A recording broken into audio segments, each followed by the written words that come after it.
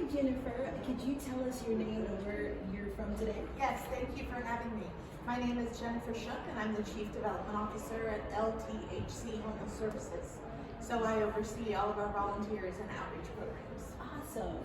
So will you provide us with a snapshot of your organization and role you have within it? Yes. So our mission is to provide services and supports to individuals, families, and veterans who are experiencing homelessness to get them connected with a housing solution. So we're located in the 1200 block of Union in Salem, and at that location, on the first floor, we provide 24-hour access to anyone who's experiencing homelessness. They can get their basic needs met. We have showers, meals, laundry, lockers, but then we also have professional services like case managers and employment services, a clinic and healthcare services, housing services, really all designed to get people connected with the care that they need and then get them into housing. We do own and operate 99 units of what's called permanent supportive housing.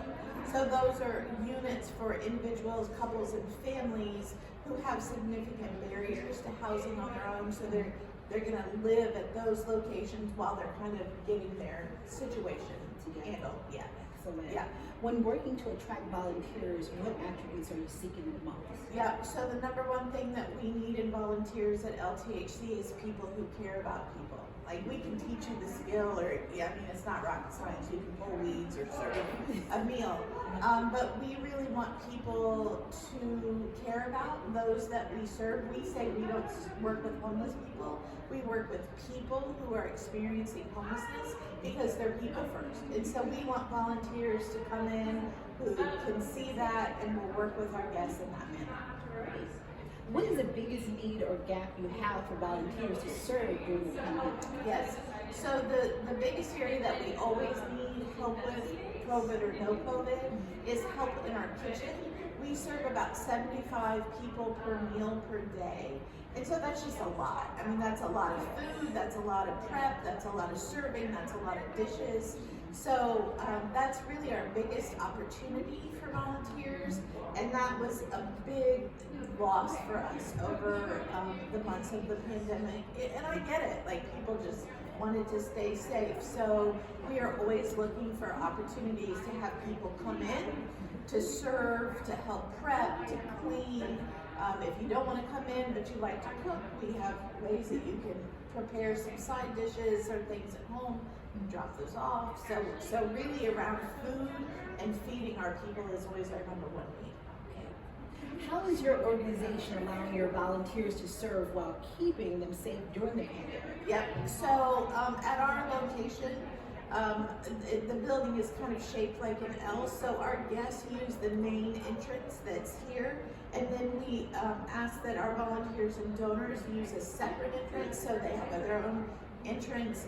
We have a volunteer welcome station where they temperature check and, all of that sort of stuff. Masks, of course, always. In the kitchen, there's hairnets and that sort of thing. But really, throughout the pandemic, we have not had a lot of direct contact with our guests. So if you're in the kitchen, you're serving over a sneeze guard, and they're on the other, so there's quite a bit of distance. And then we do have some no contact opportunities for volunteers as well. Okay, which leads me to my next question. What other ways could a volunteer serve your organization without being physically present? Okay, well, the two no contacts that we sort of have right now are bundling, is what we call wrapping plastic silverware and putting it in little baggies. Before COVID, it was much more of a community self-serve world that we had, but now everything has to be individually packaged. So we have bundling stations set up in our main hall, so you're not really around anybody unless you bring somebody with you. And we have a lot of parents and littles that come to do this, and it's not complicated. This time of year, we're also looking for outside workers to do like trash pickups, and I mentioned the weed pulling, and some just landscaping projects. So those are also little to no risk because you're outdoor and no one is really going to be around you. Another good way to get involved would be to do supply drives for us.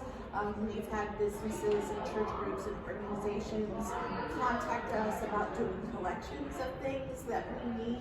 So that's something that they can do in the safety of their own world and then provide those items to us. What is the best way for someone to contact your organization, to volunteer, or offer other forms of help? Yep.